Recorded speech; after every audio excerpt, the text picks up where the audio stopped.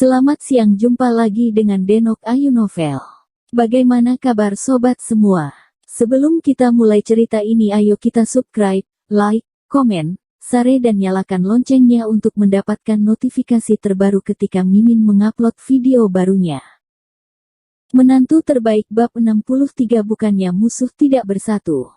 Dalam benak Xiao Lao, pengobatan Tiongkok adalah profesi tanpa usia dan kualifikasi. Menurutnya, ia tidak menyembah Lin Yu, tetapi harapan pengobatan Tiongkok dan tulang punggung masa depan pengobatan Tiongkok. Setelah beberapa saat, Lao Lei bangun dengan santai, merasakan panas dan sakit di dadanya telah menghilang, dan itu menyegarkan dan menyegarkan. Melihat semua orang di sekitarnya, dia tidak bisa menahan diri untuk menjadi sedikit terkejut. Kemudian dia melihat jarum perak di dadanya dan segera menyadari apa yang sedang terjadi. Dia menyatakan bahwa masalah lamanya telah terjadi lagi, dan dia tidak bisa menahan senyum dan berkata, "Tulang tuaku, aku takut itu tidak akan bertahan beberapa hari." "Old Lei, kamu tidak hanya bisa bertahan, tapi kamu bisa hidup lebih lama dan memperpanjang hidupmu," kata Lin Yu sambil tersenyum. "Kamu adalah..." Old Lei tidak bisa menahan sedikit terkejut ketika dia melihat Lin Yu. "Kakek, ini adalah dokter jenius yang menyelamatkanmu." Suara Lei Jun tercekat, dan ketika dia melihat kakeknya bangun, dia sangat bersemangat dan berbicara dengan sedikit susah payah. "Ternyata kamu adalah Xiao He yang dikatakan Lao Song, dan kamu adalah orang yang berbakat." Lei Lao tertawa. "Tuan Ho, apakah penyakit kakekku sudah sembuh sekarang?" Lei Jun tidak bisa menahan diri untuk tidak bertanya dengan penuh semangat. "Belum, saya hanya bisa mengatakan itu untuk sementara dikendalikan, tetapi selama kakek Lei bersikeras minum obat sesuai resep yang saya resepkan, fibrosis paru-paru bisa benar-benar ditekan dalam 10 hari. Sedangkan untuk penyakit lama, saya akan memberikannya setiap minggu." Kakek Lei memberi jarum sekali dan sembuh total dalam 1 bulan. Kata Lin Yu. "Xiao He, apakah kamu serius tentang ini? Lalu aku bisa minum?" Mata Old Lei berbinar. Dia tidak mengerti sekarang, berpikir bahwa Lin Yu hanya membangunkannya kali ini. Sekarang dia mendengar kata-kata Lin Yu dan Lei Jun, dia sangat gembira mengetahui bahwa Lin Yu dapat menyembuhkan penyakitnya. "Kakek." Lei Jun menggeleng tak berdaya dan tersenyum pahit, lelaki tua ini benar-benar tidak membawanya kemana-mana. Karena ada penatua Xiao dan staf perawat di panti jompo, selanjutnya tidak ada hubungannya dengan Lin Yu, jadi dia pergi, dan Lei Jun secara pribadi mengirimnya kembali ke klinik. Di malam hari, ketika Lin Yu hendak menutup pintu, Wei Gongsun memanggilnya dan berkata dengan sungguh-sungguh, "Xiao He, apa kamu sudah selesai? Datanglah ke rumahku untuk makan malam, kakak iparmu membuat meja besar berisi makanan lezat." "Guardian, aku tidak akan pergi, aku." "Xiao He, apa kau tidak memberiku wajah? Pertama kali aku mengundangmu makan di rumah, kau menolakku, apakah itu pantas?" Nada suara Wei Gongsun tenggelam, agak tidak senang. "Oke." Lin Yu tidak punya pilihan selain setuju, berkata kepada ibu mertuanya, dan pergi ke rumah Wei Gongsun. Begitu dia masuk, Lin Yu melihat Wei Suening duduk di sofa menonton TV. Dia terkejut dan berkata dengan heran, "Wei Ju, dia bersamamu?" "Ya, ini putriku, Suening." Wei Gongsun terkekeh. "Kudengar kamu bertemu di sore hari. Suening akan menemanimu mengobati penyakit Lei Lao." Lin Yu mengangguk dan tersenyum pahit, berpikir bahwa itu sebenarnya bukan karena musuh tidak berkumpul. Wei Suening sepertinya telah mengetahui bahwa dia sudah lama kembali, menatapnya dengan marah, dan berkata, "Ayah, aku tidak mengerti mengapa kamu harus menyebut bajingan bau ini. Dia menggangguku di sore hari." "Apa?" Ekspresi Wei Gongsun berubah seketika, dia memandang Lin Yu dengan heran, dan berkata, "Jiarong, apa yang telah kamu lakukan pada putriku?" "Biro Kesehatan, kesalahpahaman adalah kesalahpahaman." Lin Yu tiba-tiba panik memikirkan adegan yang memalukan, dia tidak bisa menahan sedikit panik. Apa yang terjadi di sore hari benar-benar tidak disengaja. Xiaohe, izinkan saya memberitahu Anda bahwa jika seorang pria telah melakukan sesuatu, dia harus bertanggung jawab. Wei Gongsun meraih tangan Lin Yu dan berkata dengan marah, karena Anda telah melakukan sesuatu yang menyesali putri saya, maka Anda pasti benar. Dia bertanggung jawab. Jangan khawatir, saya tidak membenci Anda karena telah menikah. Selama Anda menceraikan istri Anda, saya tidak keberatan Anda bersama dengan Suening. Ayah, apa yang kamu bicarakan? Kita baru saja bertengkar di sore hari. Aku tidak pernah mengalahkannya. Wei Suening ketakutan dengan ucapan ayahnya, dan buru-buru mengubah kata-katanya dan menyembunyikan tamparan Lin Yu, jadi dia tidak ingin menikahi penjahat yang sudah mati ini. Oh, benar, Xiaohe akan bertarung, hehe. Wei Gongsun tersenyum canggung, melepaskan tangan Lin Yu, jejak kekecewaan melintas di wajahnya, dan dia terus menyesali, jika sesuatu benar-benar terjadi, itu akan sangat bagus, sayang. Dia selalu mencintai Lin Yu, tapi sekarang Lin Yu telah menyembuhkan penyakit Lei Lao, dia lebih mengagumi Lin Yu. Dia tidak sabar untuk merebut Lin Yu untuk menjadi menantunya. Bahkan Lin Yu sudah menikah. Tidak peduli sama sekali. Bahkan jika Lin Yu punya anak, dia bisa menerimanya. Tapi hal semacam ini tidak bisa diburu-buru. Anda harus mengambil waktu Anda. Memikirkan perilakunya sekarang, Wei Gongsun merasa bahwa dia memang agak terlalu cemas. Sebelum putrinya bisa mengatakan apa-apa, dia tidak sabar untuk membiarkan Lin Yu bertanggung jawab, dan hampir membuat takut ular itu. Jadi saat ini dia tersenyum dan berkata, awalnya aku ingin kamu membawa Jiang Yan dan membiarkan kakak iparmu bertemu, tapi aku khawatir dia terlalu sibuk di tempat kerja. Tidak apa-apa, aku akan meneleponnya. Dia harus libur kerja sekarang. Lin Yu segera mengeluarkan ponselnya dan memanggil Jiang Yan.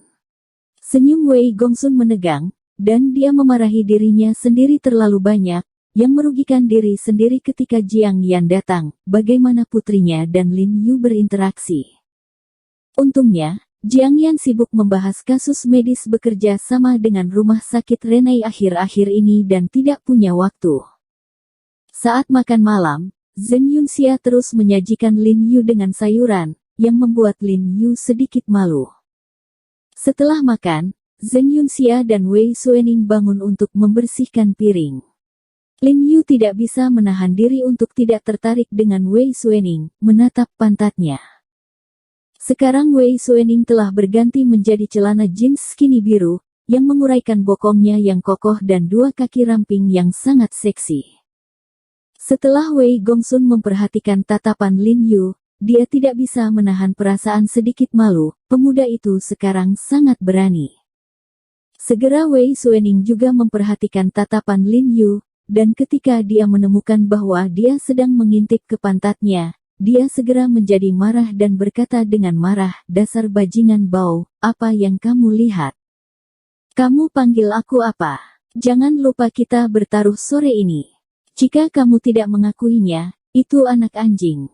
Lin Yu berkata sambil tersenyum. Kamu. Wei Sue menggertakkan giginya dengan marah, dan meremas 3 kata dari sela-sela giginya, kakak. Kakak, kakak. Tidak apa-apa sekarang, aku bertanya padamu apa yang kamu lihat barusan. Dada Wei Suening terkulai, dan dia tidak bisa menahan perasaan sedikit takut. Bajingan ini, bukankah itu kompleks mesum dengan pantatnya? Anda ingin berolahraga di hari kerja. Saya sarankan Anda menyewa pelatih kebugaran profesional. Karena postur kebugaran yang salah dalam jangka panjang, panggul Anda sedikit bergeser. Inilah sebabnya mengapa Anda baru-baru ini mengalami periode menstruasi yang tidak teratur. Lin Yu berkata perlahan. Kentut, pelatihku memenangkan kejuaraan provinsi. Wei Suening mengerutkan kening tidak senang. Maka Anda harus mengubahnya lebih banyak lagi. Orang semacam ini memiliki nama palsu. Jika Anda berlatih dengannya dalam waktu lama, pergeseran panggul akan menyebabkan konsekuensi yang serius, mulai dari kemandulan hingga mengancam nyawa, kata Lin Yu serius. Ini tidak seperti bercanda. Wei Gongsun terkejut ketika mendengarnya, dan itu cukup bagus. Dia buru-buru bertanya, Xiao He, apakah ini benar-benar seserius itu? Bagaimana saya bisa mengobatinya? Dia tidak dalam kondisi serius sekarang, selama sedikit dipijat, 1 bulan kemudian, dia akan lebih baik, kata Lin Yu. Itu bagus. Mulai besok, aku akan membiarkan dia pergi ke pijatanmu. Wei Gongsun senang, dia memeras otaknya untuk membiarkan Lin Yu menghubungi putrinya, tapi dia tidak mengharapkan kesempatan berkah. Ayah, aku tidak pergi. Wei Suening memikirkan perilaku Lin Yu di pantatnya di sore hari, dan tiba-tiba menjadi sedikit ketakutan. Jika dia pergi, bukankah dia akan membiarkan dia melakukan apa yang dia inginkan? Lagi pula, dia tidak bisa mengalahkannya. Jika kamu tidak pergi, aku akan mentransfermu kembali dari Qinghai. Wajah Wei Gongsun tenggelam dan berkata dengan dingin. Dia merasa putrinya hampir berolahraga selama setahun terakhir, jadi dia setuju untuk memindahkannya kembali. Mendengar ini, Wei Suening langsung menggigit bibirnya, mendengus, dan membanting pintu ke dalam rumah. Gadis ini dimanjakan olehku, jangan kaget, kata Wei Gongsun sambil tersenyum. Setelah duduk di rumah Wei Gongsun sebentar, Lin Yu bangkit dan pergi.